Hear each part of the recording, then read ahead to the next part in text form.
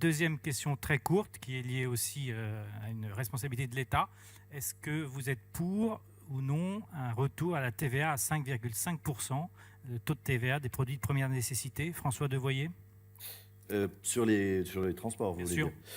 dire. Je ne sais pas pour le moment, après, ça n'est pas évoqué. Donc a priori, non. À l'heure actuelle, non. Dominique Bussereau. C'était une très mauvaise décision d'augmenter le taux de TVA pour le transport public. Bien évidemment, il faut revenir au taux de 5,5. Il y a d'autres mesures fiscales sur lesquelles on pourra revenir, mais celle-ci est très importante. 5. Oui. Arnaud Leroy. Écoutez, moi, j'ai pas de... On n'en a pas parlé, pour tout vous dire, parce que c'est acté. Il faut se rappeler aussi que Emmanuel Macron a un discours extrêmement sérieux sur le pilotage économique du budget à venir. Donc, moi, je veux bien qu'on discute de ça, il faut qu'on quantifie. Alors, je suis d'accord sur le besoin, peut-être, de donner des signaux pour faire du report, pour que les gens soient encouragés.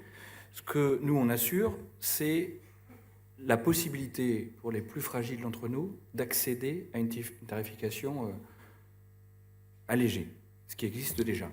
Par contre, il faut qu'on soit conscient aussi que toutes ces discussions-là s'inscrivent dans un budget national. Donc moi, j'entends le candidat de M. Dominique Bussereau annoncer 100 milliards de baisse de dépenses publiques. Nous sommes un peu plus timides, nous proposons 60. Tout ça avec aussi un projet d'investissement de 50. Donc si on commence à toucher par-ci, par-là, sujet qui n'est pas anodin, qui a été aussi, je le rappelle, voté dans ces conditions pour financer le CICE, parce qu'on parlait de compétitivité, que nous gardons l'enveloppe du CICE pour faire un abaissement de charges sur l'ensemble des sociétés, quel que soit leur statut, pour justement maintenir cet effort de compétitivité. Donc, dans ce cadre global-là, nous ne sommes pas favorables à une réduction de la TVA à 5,5, à son retour en tout cas. Laurent Courtois. Ben nous avons résolu le problème, puisque notre politique, contrairement à tous les autres, est une vraie politique de relance. Donc, oui, et elle sera financée, ne vous inquiétez pas. Je vous en dirai quelques mots tout à l'heure,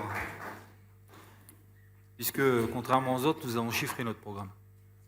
Je vous le rappelle aussi. Donnez le chiffre. On le donnera tout à l'heure. D'accord. Je pense qu'il y a un pavé sur le financement, et je serai très précis dans ce que je vais dire. D'accord.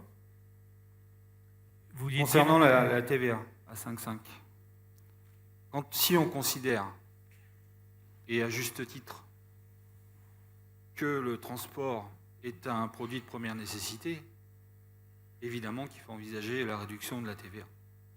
Évidemment. À 5,5, nous sommes en discussion, pour tout vous dire, puisque les experts fiscalistes sont en train de plancher dessus. Il faut mesurer les recettes que l'on risquerait de perdre. Il faut être sérieux dans ce qu'on fait, et je pense qu'on l'est.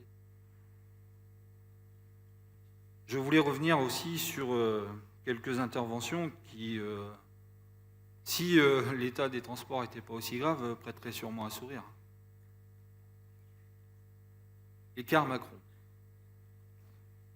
Vous avez parlé de report, voyageurs, mais là, puisque vous parlez de financement, comment vous expliquez que des compagnies comme Ouibus perdent 30 millions d'euros en 2016 ?